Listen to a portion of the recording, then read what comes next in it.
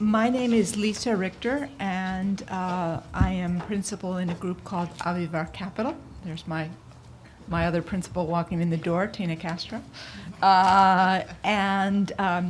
We advise institutional investors on impact investing, and we have always been fortunate to do that in urban, rural, and tribal communities. And so it's with great pleasure that I'm here today to participate. I don't know if I'm going to need to moderate, but participate in this conversation about prioritizing place in rural and tribal communities. We have asked each of them to reflect on their experience as funders and practitioners in rural and tribal communities, and to talk a little bit about how those settings may be different than urban settings, but principally to give us their reflections on the practice they have in those communities. And then I think we'll end up asking ourselves how they may be different from urban settings, what the knowledge and experience exchange might be back and forth that would be productive, what kinds of changes are going on in rural and tribal settings, and what kinds of adjustments that calls upon all of us to make as we try to strengthen those communities, how we might develop better ties both within the communities to recirculate wealth as well as out to the surrounding regions. And so those are some of the themes, and I think we'll be best served if each of our panelists just sort of espouses on those themes as they see fit. It's interesting being on a rural and native panel at this point in the day in a workshop that has yet to have mentioned rural or native. Right? So far we've been entirely invisible. I would say that that is not a mistake. It's normal. That if you read Bruce Katz's work, rural doesn't count anymore. Certainly reservations are almost all rural, and so they don't count anymore. And so in a sense, there's an intellectual redlining, right? No pun intended about native reservations. But there's essentially a redlining happening about rural America, and there has always been about American Indians. I would say there's reasons not to do that should be compelling, even to the Bruce Katzes of the world. One, it's anti-systemic. Right? No flood or drought has ever stopped at a metro line. Global warming has absolutely nothing to do necessarily with cities in the absence of the rest of the country. The people who live there are going to and should be playing important roles. Also, the poorest counties in America are of color and are in rural America. Right? The majority of them are in rural America. So as we talk about communities of color that are poor, and we don't talk about rural America, we're actually leaving out a majority of the counties. Right? So you start doing some very strange things intellectually by drawing this line, and I think pretty much everyone who's spoken would see themselves as a systems thinker. But if you think ecologically, right, when systems all stop at a metro boundary, right, you're actually doing sort of violence to solutions. Right? So those are all some things to think about. Native power is a base for change. And an example would be at the end of World War I, the U.S. government gave land in Northern California and Southern Oregon, sort of on the valley side, so Klamath Falls, to veterans to homestead. It's now 280,000 acres of prime farmland. Families have consolidated over time. It's still almost all family farms, but very wealthy family farms. Using lots of water, right? Irrigation's a big deal. And so you'd question why there'd be any problem with that. Okay? So poor people who lived downstream on the Klamath and actually upstream around Klamath Lake, who are almost all American Indian, right, had a few problems with it. And one was the Consolidated Klamath Tribes around Klamath Lake sued about water rights in 1975. It was resolved last year, almost 40 years. Indigenous fishermen, through acts of civil disobedience in 1964, right, actually had the state of California swoop in with helicopters, flak jackets, and machine guns and round them all up. In the end, the Supreme Court supported the tribal fishermen. Part of California's case was that, in fact, Indians didn't exist anymore, which fortunately was not accepted by the Supreme Court. But all of those things combined, right, to change policy in ways that right now we've got the agreement to remove, it's the biggest dam removal in world history, 4 dams on the Klamath River. It changes water policy around irrigation in ways that is now supported by 60% of the irrigators. Right? The science was paid for by the tribes, and when the U.S. Department of Reclamation actually said there was 80,000 salmon died because the water was too warm, Bureau of Reclamation said it had nothing to do with practices of irrigation. And the Yurok tribe said, here's the report that predicted it 2 years ago. National Science Foundation did an independent panel and completely concurred with the Yurok tribe. Okay? Yurok tribe, because of weird water policy and California's particular relationship to American Indians, which is worse in many places, actually had no indigenous water rights, right? So they won on the science of it. This involved Berkshire Hathaway, right? Owns a power company, right? Pacific Power. And so what you have is Berkshire Hathaway, Pacific Power, extremely wealthy, very wealthy irrigators, right? And low-income people, very low-income. You're talking about people who today are often earning under $14,000 a year, right? Living on the river, right? But low-income people, the issue of power kept coming up today. No pun on Pacific Power. But first, it was first owned by Scottish Power. So you had people actually go to Scotland to a shareholders meeting, show up in full regalia, right? The entire press corps from London went up to Edinburgh for the meeting, and their question was, why are you destroying our environment? Why are you destroying our culture? Why are you destroying our lives? Scottish Power's entire thing was, we're environmentally friendly, we believe in indigenous people. So they actually thought they might have won right there because the shareholders did a revolt. Sold it to Berkshire Hathaway. Berkshire Hathaway sent out an attorney to say, tough luck, right? We really don't care what you think, but we're here to tell you that, right? We'll do it with courtesy. So the next meeting, how Berkshire Hathaway, they have this big meeting in Omaha, and what's his name? Warren Buffett and his CEO, they do this discussion in a stadium, right? So, and this was actually where philanthropy first got involved.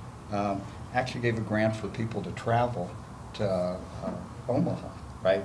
And so folks got in line first thing in the morning at the different doors. Actually, the night before, they were the first one in front of microphones. There's Warren Buffett, CEO do their thing. They open up for questions.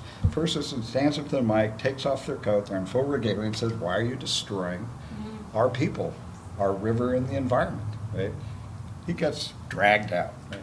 So go to the next mic. Person takes off their coat, they're in full regalia. So in the end, it shortened the whole meeting. So then a few more attorneys came out. The next year, they surrounded Warren Buffett's home, right? So this is direct action, direct power. And at this point, it's beginning to hurt. And so they said, let's deal. So Pacific Power is now raising $135 million from its clients, and people it sells power to, for their part of the removal of the dams.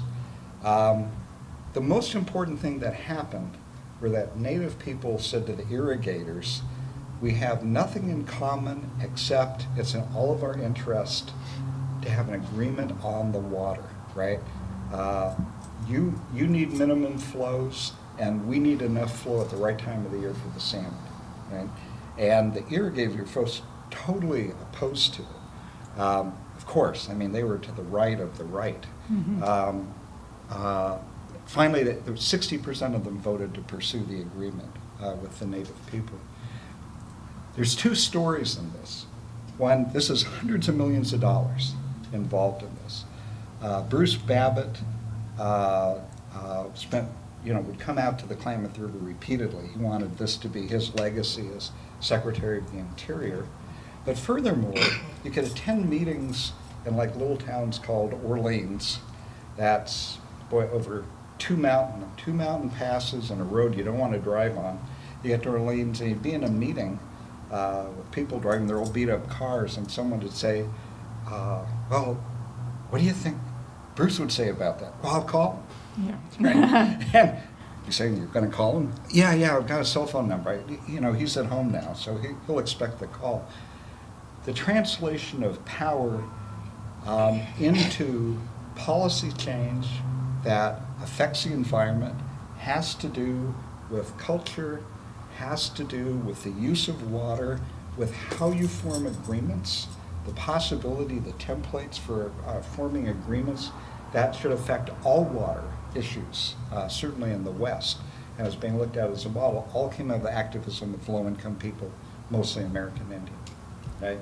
Mostly not in an institutional structure that you could fund, right, if what you're after is a 501c3. Mm-hmm. So I just give that as an example of why we probably shouldn't redline either rural areas or certainly non-indigenous people, or understand them narrowly in terms of what they can do. So I'm going to pick up the ecological standpoint of this and extend a bit beyond thinking of natural resources and think of social ecology. One of the things, and this is in the essay that Alan Smart and I put in the response essay, one of the things that we think is actually a huge advantage of working in rural communities, and I would say especially in tribal communities, that you don't necessarily have in neighborhoods, is that you have essentially a full ecosystem. In neighborhoods, what you've traditionally had are outside actors coming in, or in some cases financial institutions, trying to work with either neighborhoods or organizations or coalitions that are all locally based and do capacity building and resident empowerment, and hope that they can essentially kind of mobilize themselves in a way to get power to make things happen in the neighborhood. And that's viewed as a recipe for transformation. But the issue is that it's pretty easy to ignore marginalized neighborhoods. And so that work that happens in urban neighborhoods is always fighting to get attention. It's always fighting to get attention from the people who essentially control the resources at a city or a metro-wide area or at a statewide area that allow things to actually allow the environment to change. Because if you think of the ecology, a neighborhood has its own ecology, but it is a sub-ecosystem in a larger ecology. Same is certainly true for rural. But you can imagine that a rural community doesn't have to worry about the fact that, doesn't have to worry about as much distance with elected officials, with bank presidents and things like that. In rural communities, people grow up together. They, at least where I went to school, there were no private schools. We all went to the same school. This was in Indiana. People know each other, they connect with each other. And so when you have a place-based initiative or place-based work in rural communities, it's easier to get everyone, and I won't say around the table because that's not the direction I want to go with this. It's easier to get people to buy into it, to see that they've got a stake in it. And it's easier to have conversations. There are what I would call porous walls between the social and economic structures. There are strong divides. There are strong class divisions. There's certainly inequity in wealth. But it doesn't stop people from interacting with each other. And it means, and people all realize that they're essentially in the same boat. So this is playing itself out in Healthy Places, North Carolina, which is sort of the current body of work that I'm deeply engaged in at KP Reynolds. Working right now with so far 6 or 7 economically challenged rural counties in North Carolina, each of which would have an 8 to 10 year commitment overall, getting to 15 counties, $100 million that KP Reynolds has committed. And it's not your grandmother's Oldsmobile or whatever we want to say. It's not the old way that we've been talking about today. It does not involve a coalition. It does not involve an upfront planning process. This is essentially a way of trying to activate and cultivate new work that eventually works itself up to large-scale strategy. But we're not hoping or even expecting that people can do this work on the front end. It's easier to talk about this if we talk about how it's different for the foundation. As opposed to what I would call the detached foundation that hangs back and either convenes the group or sort of puts an RFP out for a local group to come together or interfaces with an intermediary. In this case, the foundation sends its own program officers into the field in ways that you'll hear about from Gladys, because we stole their work, but we credited them. We weren't pirates. We did so the Babcock Foundation invented the network officer model for being in communities, or working with, and I won't even say communities, they're working not even in place. They're working in regions. They're working, she'll get into this. But the idea is that you move out of the walls of the foundation, you spend time on the ground with people in learning mode. And you spend a lot of time in learning mode before you have any sense of what you think is the way forward. And the way forward emerges out of conversation with local people and with a range of people that you may not have even known who you were going to meet with before you started. So again, we're not looking at trying to prejudge who are the critical actors in communities. We're not trying to have them sort of pick themselves in a gatekeeper role. It's a way of essentially bringing new people into a conversation and into a new way of doing work. It means that the foundation uses its grant-making power in a different way. It's no longer about sort of holding grants out as the carrot after the groups have behaved through a planning process and done what they're supposed to do. It is much more about enticing people to try some things. Try some things that are good first approximations and good learning opportunities to take it to the next level. And over time, if this truly is a long-term investment on the part of the foundation, there is an opportunity to engage in the learning process and to treat it as an experiment that not only stays within the organization that's funded, but expands out to engage more partners in the next level of the work. So this is this kind of new way of thinking, this new way of working that we think really does kind of promote the ecology of place. It allows for the distinct advantages of working in place where you have people who naturally network. You have, in some ways, existing mechanisms for disseminating ideas, for taking things to scale. The downside of most rural communities, especially the ones that we're looking at, is they don't have infrastructure. They don't have established infrastructure, which means it's kind of foolish to even think that you would go out there and do large-scale grants as a first entree into a community. The first way in is to go get people excited and start doing some work and investing at the level at which they're doing the work, and then to grow the work and grow the investment to keep up with the work and to push it all forward. So that's our approach to thinking that it's not just about sort of hoping that you're going to find the groups, the Dudley Streets, that are already there doing it. This is about growing the infrastructure at the same time. It also means taking groups that you might not typically expect to fund as a foundation, You might be funding a lot more local government. Could be Parks and Rec, could be the health department, it could be a healthcare system. And it's not funding them to do the same old thing that they would normally do. Again, it's a way of using grants to entice new behavior and to incentivize people to break out of their own way of thinking and to form partnerships. So the theme that you're getting is that rural places are more organic. They're more porous, they're more fluid, and they're easier places for foundations to enter into if they truly come in sort of in sync with people who are on the ground. And I don't want to use the word form partnership because that's usually disingenuous on the part of foundations because they can't form partnerships. They always have more power. But they can come in ways where they can have honest conversations and they can engage people in ways that there's mutual learning back and forth. And they can come in ways where they are open to being pushed. So there's mutual prodding going back and forth.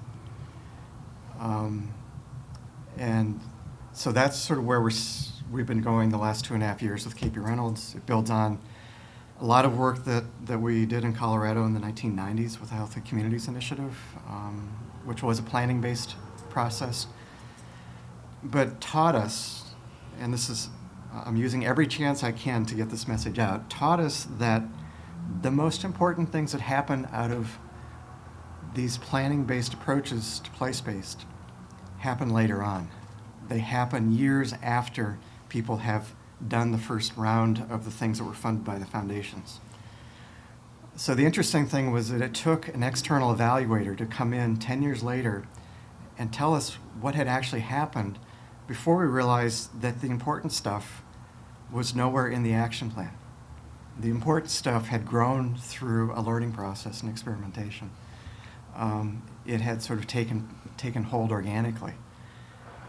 And I will say that we were not smart enough to support that ongoing infrastructure that could have taken it to an even greater level.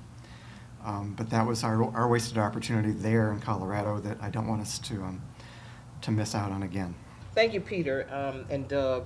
I want to spend just a second or two to talk about the Babcock Foundation and its work, because our interpretation of place looks different in different places, all right?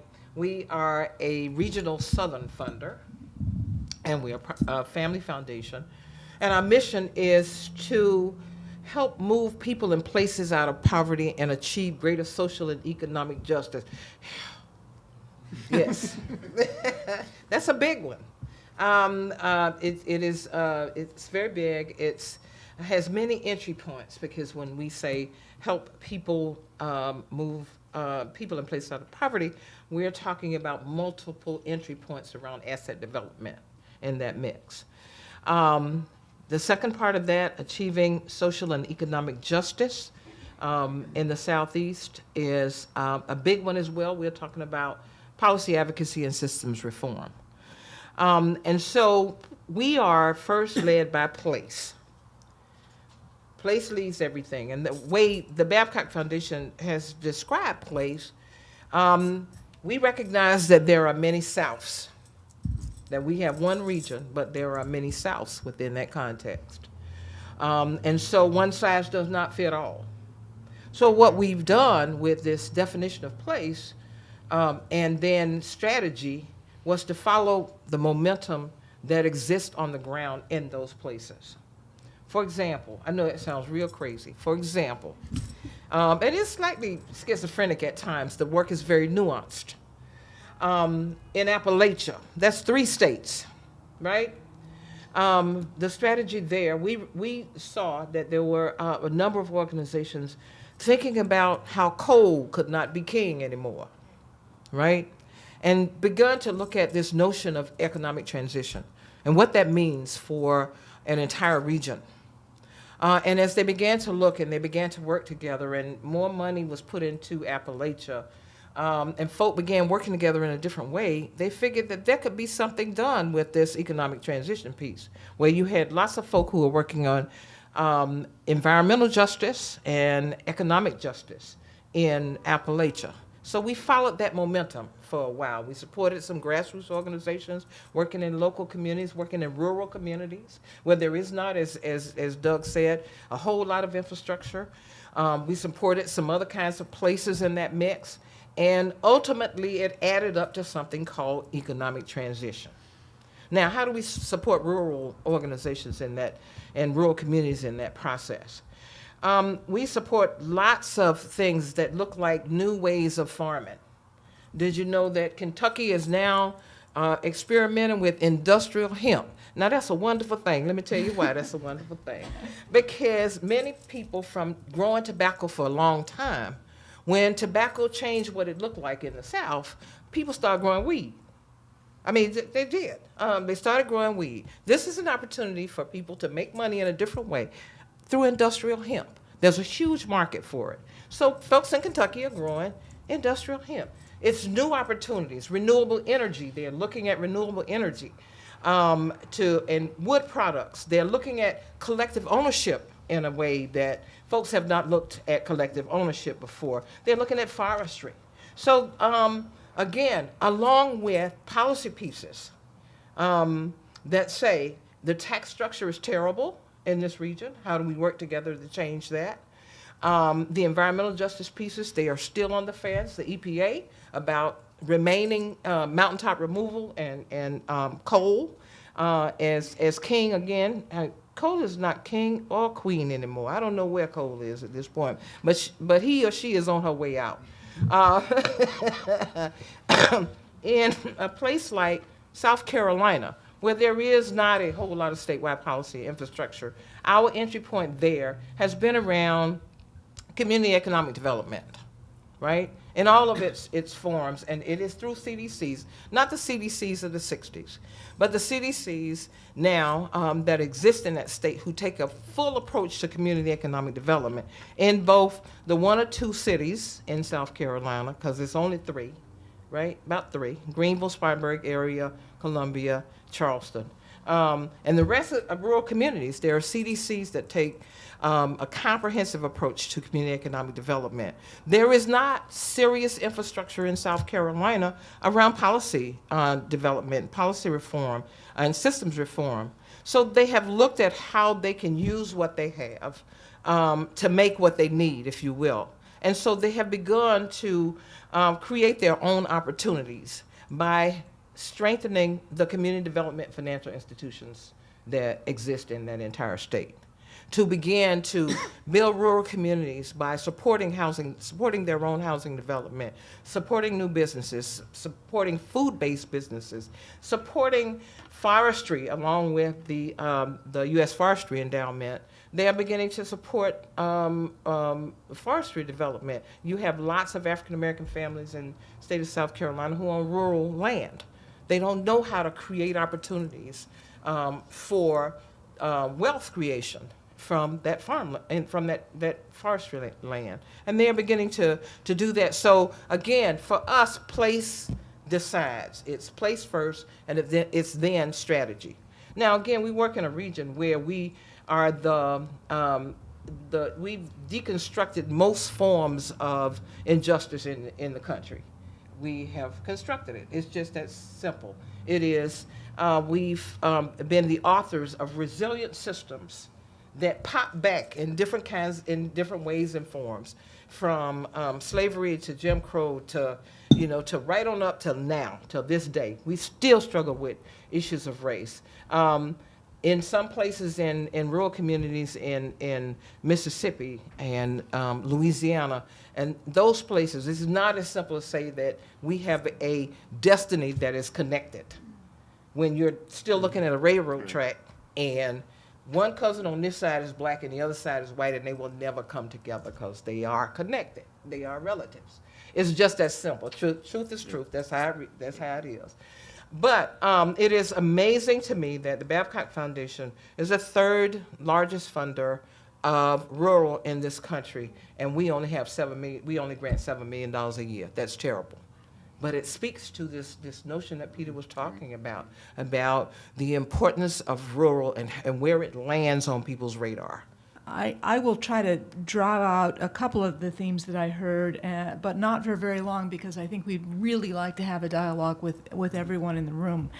One of the things I seemed to hear was the importance of having the people, or the people within the place, really determine the priorities. And I also seem to hear that that's something that evolves through a process. Given that kind of a dynamic, as funders, how have each of you thought about, quote unquote, measuring success? Well, it depends on the priority, doesn't it? Right. We all start everything we do with a set of beliefs, right? And generally do not question what that says about measurement, right? So we get led into measurement. So, for example, the Community Foundation that I ran for like 20 years, we were interested in the idea of equity, right, from the beginning. And the question, if you set up a foundation in which there were a variety of tools available, it was open to everyone with the added belief that we would never override a community decision, right, ever. Right, unless it was illegal, right? But outside of illegality, right? And then we spent a lot of time with the people who had reason to believe we were full of bullshit from the beginning, right? So, for example, the native tribes, largest concentration of American Indians in California, is right where we were located, and so you have to believe that, in fact, a process of democracy, right, sort of operational community democracy, will work better than coming in and saying, this is our priority, let's go and do it. So our area, timber industry had crashed, Pacific Northwest. Everyone was out of work.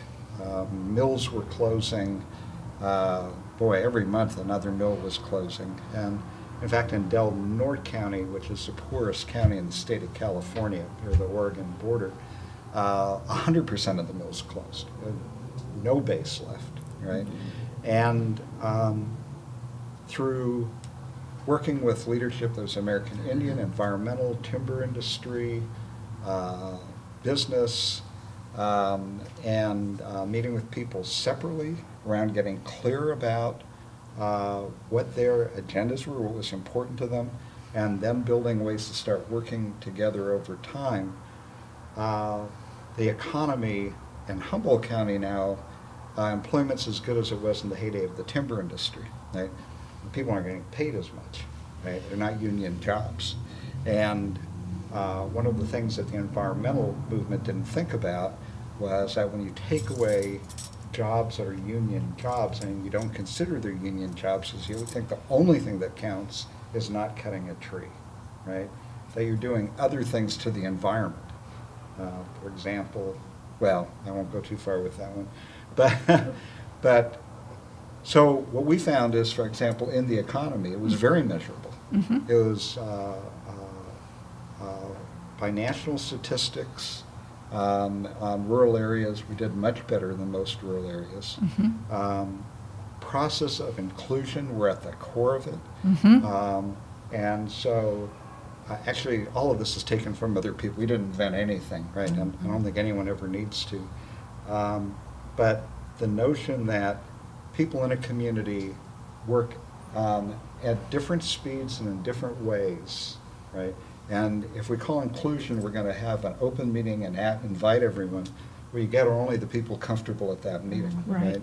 And so they actually had to work with different groups towards enough comfort in their own power, or in some cases, comfortable having less power, right? Reassuring business leaders to come to a table that they did not dominate took a lot of work. Talking American Indians from reservations to come to a table and not assume they had to be quiet or throw stones but in fact structurally equity existed in the room. Took a lot of work, right? But out of that, there were different outcomes negotiated, right? And policy was changed. Some elected leaders lost jobs. I mean, as Bob was talking about the sort of structural issues, they're all there. I mean, you have to go through all those levels of work. The issues on the Klamath, the salmon fisheries, again, are very measurable. The leaders there are virtually all American Indian. But again, building bridges, it's just, I mean, the assumption that we will get better outcomes when we as foundations within our missions go to a community and say, this is what we need to get done, are you with us, right? I think is outlandish. I actually do not think that research supports it.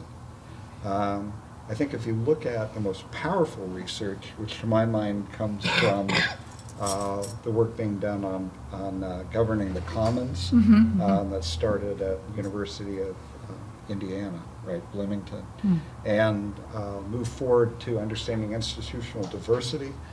Their worldwide research would all indicate that things happen, one, better when it's by the people directly affected, and two, there's a process of inclusion that doesn't assume everyone has a common happy vision, but assumes, in fact, there's different interest and you get the best outcomes through an equitable level of negotiation. Right? That's what we saw. I think it's easier to see that in rural areas. I think it's entirely urban phenomena as well. I don't think these things break urban-rural.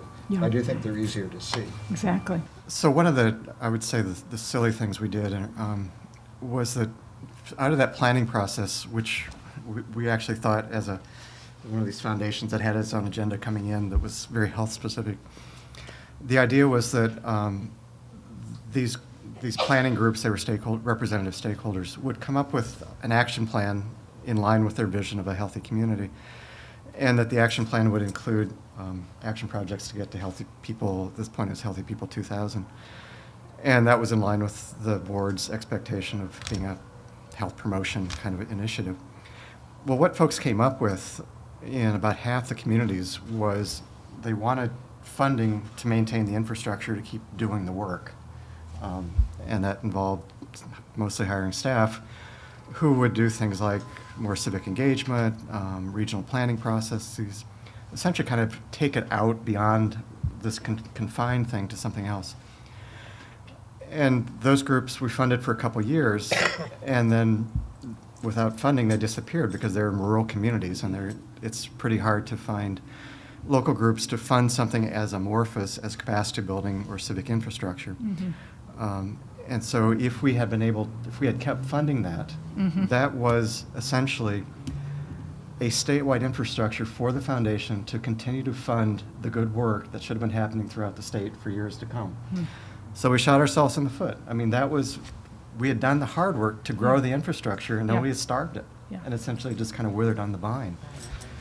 So if you think of all the things that those groups were doing during the years that they were active and funded, that's how I would measure success. You had new leadership emerging, you had new networks, you actually had some bridging social capital, and Colorado's different than Mississippi, so we don't have as many railroad tracks, but you've got language divides and cultural divides and things.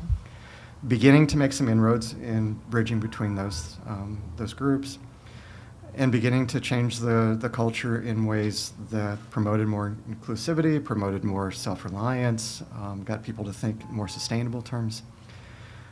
It's that kind of, again, thinking of a whole ecosystem, is it actually becoming an ecosystem that has some self-determination to it? And does it have the leadership to carry that out? To me, that's the kind of thing that we would be looking for. And we've tried to borrow some of those principles as we put in place the evaluation system for the North Carolina initiative. The Babcock Foundation did exactly what you said should not be done by a foundation. Okay.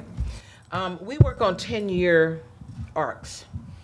And so 10 years ago, as a matter of fact, we are at that 10th year and are in the middle of a review of the past 10 years of work.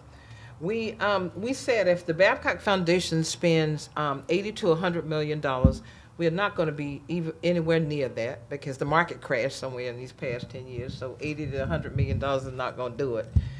We would like to have supported these things.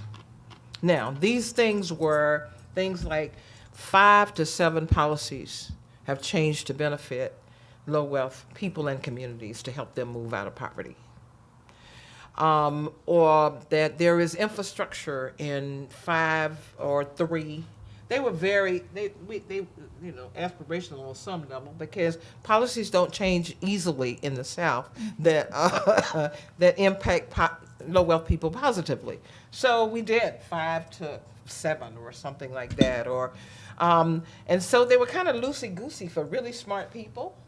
So it was kind of like, okay, we'll do this aspirational thing, but what we asked people to do was to consider, via individual organizations, to consider what it is, what their analysis was around change, and what they expected to happen.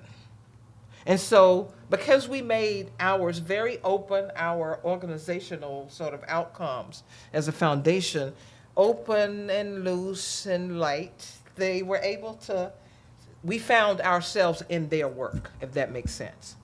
So then we were able to, we can quantify the data that we had. We had to build a system to capture that data. We can quantify lots of things, but there are things that we cannot quantify that are very much qualitative.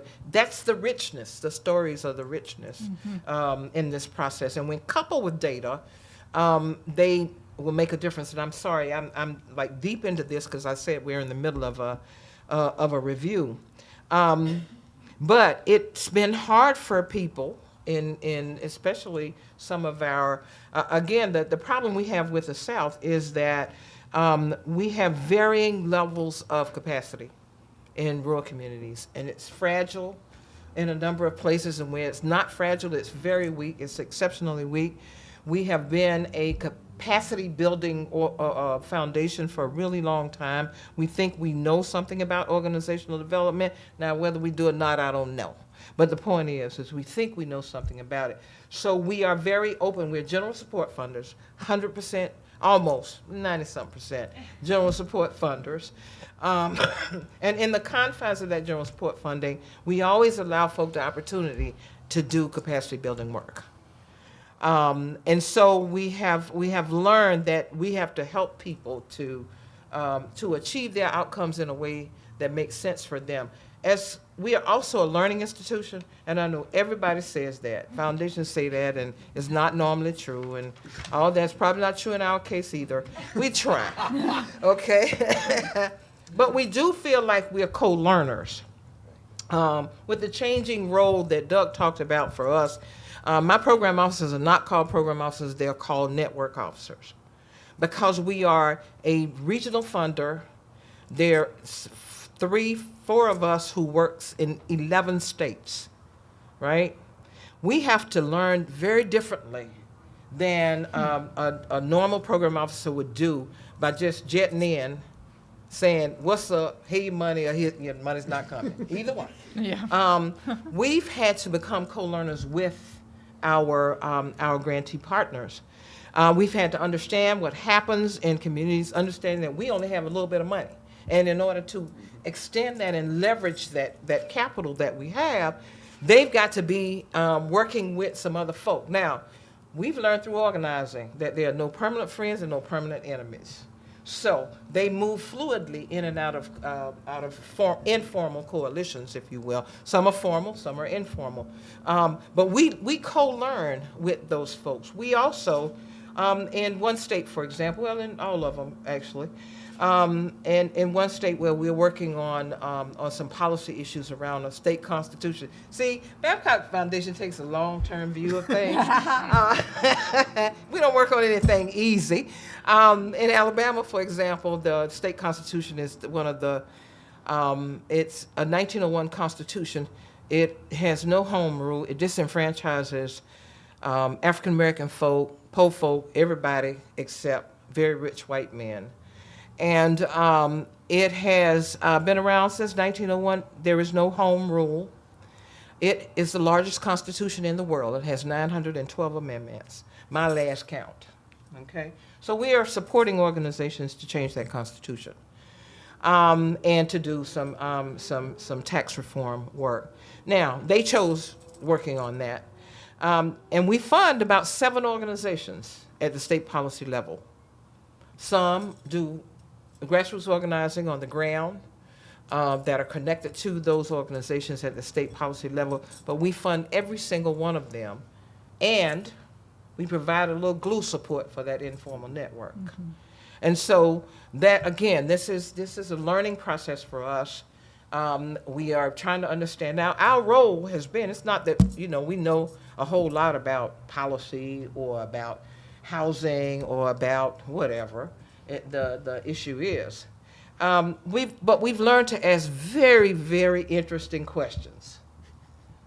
We see that as a non-threatening sort of role, where we say, gosh, what's your analysis on that?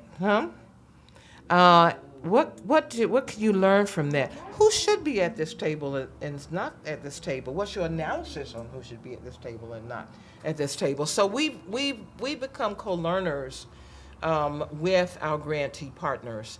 And they share what they learn, and they tell us when they think we are messing up. That's the value of a relationship rather than something else that can be inherent in the work we do working with foundations and our grantee partners. Yeah, we have not funded somebody who's been in the mix with us. We have a tendency to stick with people for a long time. I have some grantee partners that has been receiving funding from the Babcock Foundation for 15 years. Okay. What we do is we try to learn. But the other part that we understand very clearly is the context that we work in. We can't say to folk, and we describe it as creeping and leaping times, where most of the time in the southern region, we creeping, we not leaping. And so while it might look on a piece of paper that they haven't done anything, when they really have been building more momentum, building partners, all of that's work that you do in the creeping times. So when the leaping times come around again, God knows when that's going to be. Anyway, but the point is, when they come around again, then these folks have the opportunity. Now, we have tried to exit. We looked at considering how we exit state policy organizations and advocacy organizations and people who do organizing. We tried to figure out how can we exit, as opposed to a community development financial institution that can make money and reach some level of self-sufficiency, right? If you give them grants, you give them capital grants, and you give them PRIs, for example. They can make money. A policy organization can't. So we started out to try to figure out how we can not fund policy organizations, how we could exit over time. You know what the research showed us? We can never leave them because they have no way of making money. For the southern region in particularly, in rural communities, our funding, if you look at the funding mix of folks in that region doing this kind of work, the Babcock Foundation and some foundations in North Carolina, for example, and we do very little work in North Carolina. We just based in North Carolina. That's another story. But when you look at it, most of the funding comes from outside of the state. So we can't stop supporting those organizations because they are working on that policy change, and systems reform is going to be a huge part of the answer as the South changes. And it's going to change very soon. We're very hopeful it's going to change very soon. We're okay with rabble-rousing, but you don't have to do that. If you can get it done another way, it's okay. So we don't tell people what to do in the place that they are. They tell us what they're going to do. If it makes no sense at all, we ask questions. Do they stand out there by themselves? Absolutely not. If they stand out there by themselves, Babcock Foundation doesn't support them. Because no one single organization, and you have organizations that try to come in to us like that. One of the first questions we ask is, who are your strategic partners, whether they're formal or informal? Who are your strategic partners? And if they truly are, again, if they are truly strategic partners, we tend to know that because we are network officers rather than program officers. We're in those communities, listening. Very helpful. Yes. I wanted to ask about the network organizers. Who is that person? What are their skills, and how do you find that kind of person? Well, the skills that they need is that they have to, one, listen very carefully. They've got to be very smart, too. They got to be smart. They've got to be humble. Because you can't walk into a community and act like you're the expert on nothing. Those folks are going to put you out of there. I mean, they are. They might take your money, but they're not going to love you. You know. My point is that they have to be humble. We are generalists, which means that my network officers know a lot about a lot of things, from community economic development. They are my loan officers for PRIs that we put in those places.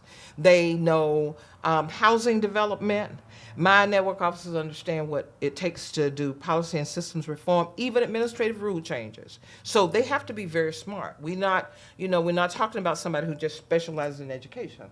This is across the gamut. So, but they have to be able to listen. They have to be able to sort of, and I don't know that you can teach it, and I don't know that you can say on a job application that you have to have these specific skills to be a network officer at the Babcock Foundation. I'm very fortunate. I fell into them. That's fabulous. But it does strike me, having known Babcock for years, that there's a real culture there that cultivates that kind of sensitivity to your partners in the community. And like I said, we essentially stole a lot of the ideas for the program officer at KP Reynolds for Healthy Places. The one, I would say, the core function that we have across the different phases of the work that the program officers do is critical thinking. This is not something that you can go in knowing what to expect. It is very much on the ground, knowing how to work with the forces that you're seeing there and how to interact with all the things you have to do back in the foundation. And the other piece they have to worry about is dealing with their board, because they're out there kind of as an interface between the board and the community folks, trying to be an agent for change that the board's willing to go along with. And so it's a highly nuanced kind of balancing act that they're doing out there. In this model, so we are not necessarily able to change the way that we do our funding, but we want to be responsible to the best of our ability within our structure, the way it is, to invest in rural communities in a way that's not disruptive.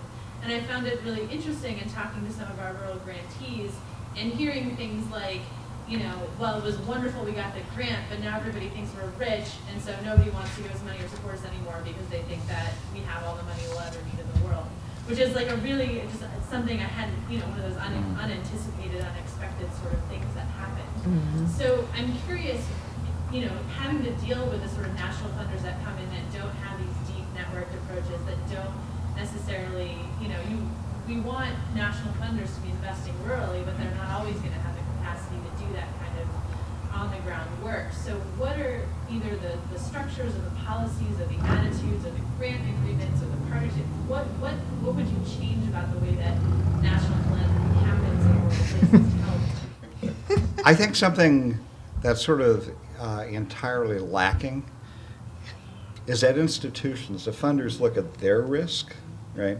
No one is representing the community risk, nor do people in communities understand that there is risk to them that needs to be negotiated, right? There's a huge amount of damage done by national foundations in lots of communities, rural and otherwise. The notion that disruptive is a positive thing, I think someone talked about that, Bob Ross actually talked about, often disruption gets in the way. So one of the things actually the people I'm working with right now are working on, has come out of discussions around the country, is how do you develop something that's sort of like a community bill of responsibilities that's a platform for community groups to negotiate back, or funders that are actually interested in understanding what the risk is they represent, to actually take forward. But again, this notion that things have to be negotiated and you have to be able to turn down the money. Otherwise, it's paternalistic. No matter what you intend, no matter who you are, right?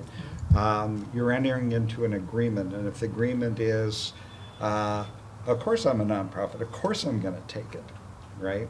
That's an agreement to be, we have found the system and they is us, right? So there are answers to that. I feel very strongly about it. We turned down $1 million from the Ford Foundation around economic development because, in fact, people were being activists on changing it. We were breaking up the good old boy systems. We being lots of people. We understood the scale issue, which was $1 million in endowment. And if we stopped and spent 5 years raising $1 million in these rural communities, have $2 million, of which we're spending, maybe 80,000, it means nothing, right? It means nothing in the flow of economy, right?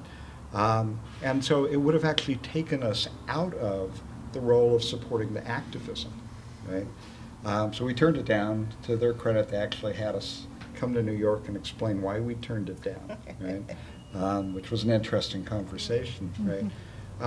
Because we're there as part of the legal negotiation on the loss of timber sales revenue, it turned into a $24 million endowment that, again, is not very significant, but spent right, and with the right people having a say over it, made a difference in rural communities. And then we were asked whether we would take the $24 million endowment. And that was a harder one because, you can always use it. But we turned that down, right? Because we couldn't both take the money and support an independent voice that was striking out against the good old boy system and sort of the government strings so that it was useful money for the community. We blow by these choices as if they're not significant, and in fact, they are the choices that determine what's possible in terms of change. Does that? You gotta find a way to come in. That's, either you gotta decide. There's a lot of talk about how charity's bad. I think often the people who most don't want to fund charity, it's the thing they're most capable of funding, because in fact they do not have the ability to be close enough to the systems that actually exist to intersect in a way that is actually useful, right? On the other hand, to assume that, let's say, a local community foundation, we'll go talk to your community foundation. Well, most of the community foundations in the country don't want to do anything that offends their high wealth donors. And so, in fact, they're not going to take a risk. So these are big systemic issues in terms of the flow of money. But I do think most funding, both in and out of the area, go to sustain the inequities that exist, not change it. And your question sort of gets at questions that have to be answered. Super. Yeah, I think that there are some opportunities around that now, because I do think that, particularly in the South, a lot of national foundations just come in and blow out. And they leave, and this is not an indictment or a criticism, it's just simple fact, is that they leave organizations in a less sustainable position oftentimes. Sometimes it's too much money. Sometimes it's you're asking folk to do stuff that they can't do, but the carrot is so big that they're not like Peter, and they won't say no. And I would argue that they should say no sometimes, to us and some other folk too. But there are organizations coming online. There are intermediaries that are not necessarily community foundations that you can look at. And there's beginning to emerge now, particularly in the South, something called Grant Makers for Southern Progress. And we are trying to support learning between Southern funders and national foundations. We recognize, and all of our work is online through NFG, that we were talking different languages. in terms of when you say civic engagement and policy. If they, some people in the South believe you're going to just go and burn down the state house, and every face there is going to be black, okay, that goes and burns it down. And so the systems that have been created, the resiliency of those systems that's been there, this sometimes language doesn't work in the same way. So we're creating this forum called Grantmakers for Southern Progress so we can better understand each other. So that's an option, I think. I'm wondering what the interplay is between stories that people have very strong agendas and the big narratives that you see that really could bring people together and move, big things. So I'm going to flip it a little bit and not think so much about the big story and linking everything together into an integrated narrative. I'm going to give you an example, another narrative, example of a foundation actually playing the role of finding the narrative in a community. And you made it a really crucial distinction between issues and narratives, and funders coming in being focused on issues when in fact the narrative is the way forward. And Peter will know this story a lot. It's another paper. This is a Kelly Lucas in central Wisconsin with what's now called the Encourage Community Foundation. It was Southwood County. Consolidated Papers was a paper mill town, Fortune 500 company, makes office paper and annual reports. 100 years made Wisconsin Rapids into the smallest town with a Fortune 500 headquarters. Another one of these union jobs, everybody was employed, $50,000, $60,000 a year in income with a high school degree, employed 40% of the workforce.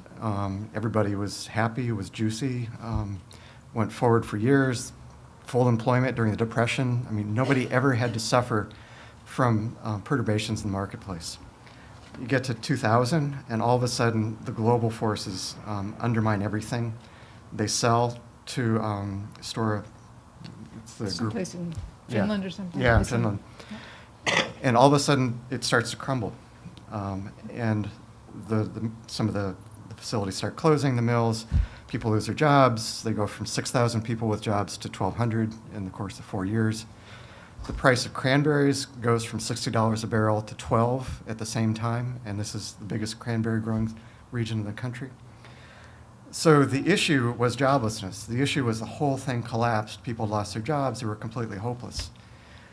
The power of the community foundation was to tell the narrative, to tell that sweeping century-old how we got here, to name it, to say this was all about, it was great stuff. They were benevolent. We were able to ride high. But the shadow side of that was it created a paternalistic culture. And now we're suffering the downside of everything being pulled out from under us. And that's why everybody's at a loss.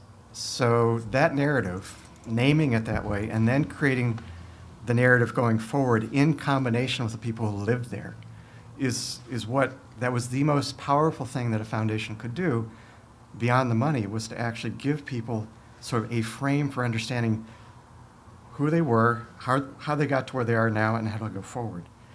And it's tied to an issue, but it's the narrative that is the evaluation narrative, it's the strategy narrative, and it's the meaning-making narrative as well. You know that story, don't you? Oh, yeah. Yeah, well, I feel like I've grown up through a series of failed meta-narratives, right? The one that we all believe in. I remember when I was a kid listening to George Wall, who got the Nobel Prize in physics, and then told everyone that if they only took enough vitamin C, they'd all be healthy. I don't know if you remember him. I was a kid, so not everyone here was alive. But at one of the big churches in San Francisco, saying it's all about the children. We can only agree it's all about the children. And my mother is an activist and a teacher at Berkeley. It was all about the rights of children. Well, you know what? It's not the right narrative. If it was the right narrative, we'd have some level of agreement about it, right? It's so where narratives come from. There's a big difference between here's a narrative we believe we should all agree on because we're all concerned about our children, right? And the same narrative coming up through the people directly affected, right? you get a different story. I'll give you an example. So, coaching some people who are doing community organizing in Curry County, Oregon. Second oldest county in Oregon, average age is 65, right? There's a whole lot of people way up there. Timber busted community, again. People live there because it's incredibly beautiful, looking over the Pacific.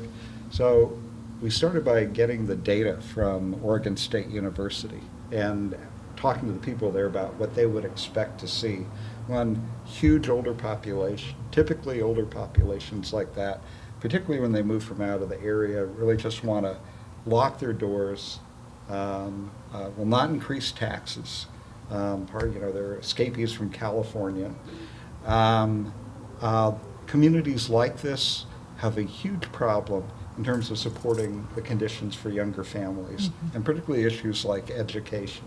If you want to get a good example, Carmel, California, one of the richest counties in the world, has got the worst record of supporting education because older people don't care. So all these projections from the data, right? Almost from the very first interview, when we were talking to people, they were going sort of door to door, people were saying, well, you're talking like there's a unified senior population, right? Yeah, there are people who came from out of the area and just want to be left alone. But a lot of people moved here because they want to be part of a community, and this is sort of the right scale for elderly people to be in community. And then the other bigger group are the people who grew up here, and you're talking about their kids, right? So we started talking to seniors. Their biggest concern was the children and the families and their opportunities, right? There is a huge consensus over bond measures, significant bond measures to improve education, right? But it came from them. If you came in from the outside into that community and said, we're all about our kids, right? Well, it's about a different set of dynamics, right?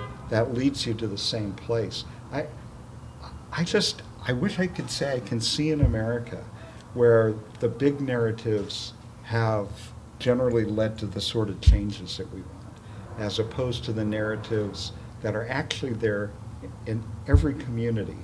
And if you construct them coming up, right? I mean, that's what the right did. I mean, the right said, the people who share our narrative are in the fundamentalist churches. So what we're going to do is just sort of support them until they politically take over America, which they didn't. They politically took over America, right?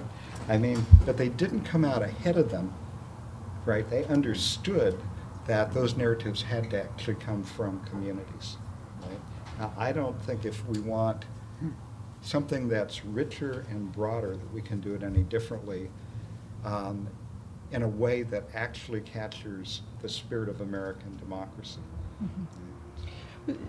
One of the things I seem to be hearing in this conversation is that the narrative evolves out of the community, and it's not going to be a single narrative. It's going to overarch the whole country, and the change that's appropriate within a community is evolves from its own narrative. That works together. Not exactly. Okay. Because in fact, I think every community is concerned about its youth, right?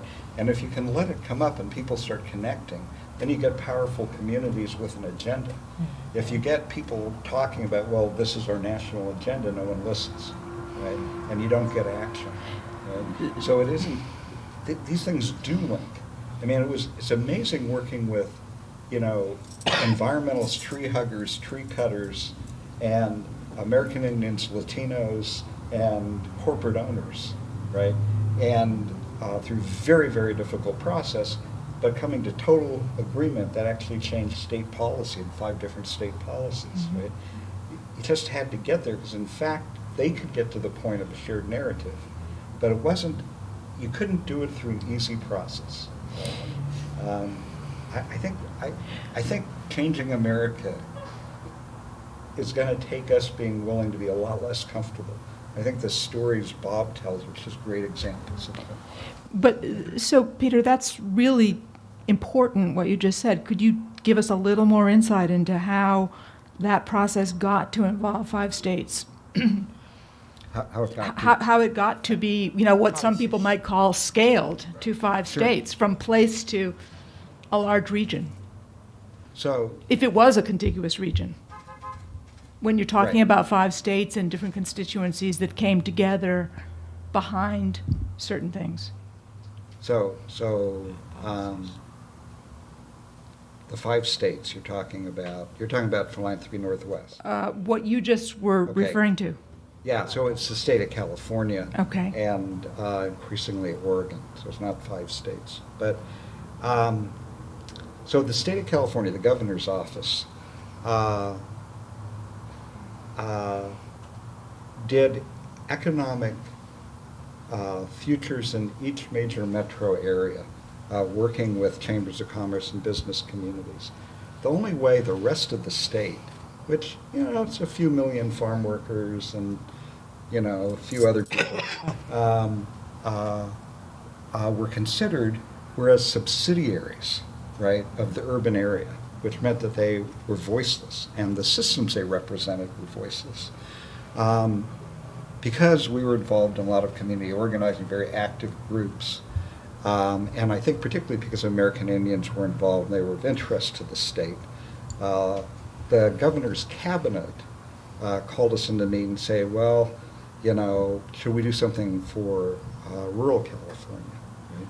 And so we ended up with the governor, and this was Schwarzenegger, actually, to his credit, did this consciously. This wasn't like something that just happened. He was actually concerned about the whole state, and coming from Austria, was actually interested in integrated systems, right? Not to hold up Austria as a great example of much, but I shouldn't go there. But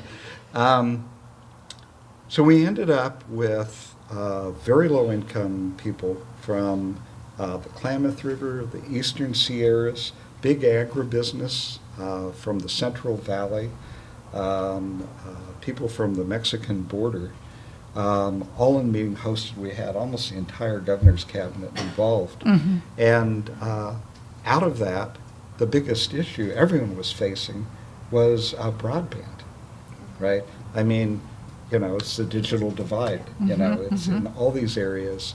And that turns out that Caltrans, right, who runs our roads out here, was charging a minimum of $1.36 per mile to every internet company, right, per year, not for installation, but the right to run the cable along the Caltrans right-of-ways, right?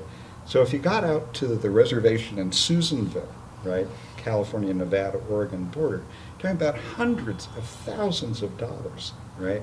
So it virtually, again, redlined a big part of California, right? And so the governor struck it down immediately, right? Actually put it on hold for an investigation for 1 year, at the end of a year, dropped it. Created a statewide commission about, not, because already at that point, this is maybe 5, 6 years ago, we had trunk lines through every major city. Here in LA, the issue was, okay, no matter where you were within at least 5 major trunk lines. It was build out. Most of the state had no trunk lines, or if they had trunk lines, the trunk lines were proprietary and you couldn't cut into them, right? And so, very strange, enormous access issues. So the PUC ended up creating special funds in the hundreds of millions of dollars, not to create immediate access, right, but to actually build out the state, right? And then people had to actually raise the money in their local communities, right? Some of the poorest communities were the first in line, actually were managed to put together the resources. It's just an example. Mm-hmm. In most of this work, and the work I talked about in the economy, and the economic work we did ended up in, I don't know, over $100 million. We never made a grant, right? I mean, we never made a single grant. We spent money, but it wasn't a grant. Right? Mm-hmm. It was organizing, frankly. It was just straight organizing. Mm-hmm. And the people who've talked about the shift in power, you take, communities that have very little power, the whole trick is, not how you bitch about it, but how do you actually build the base for the power to get the policy that you need. And usually that involves working out problems along the way. Thank the panelists. This has been super, and looking forward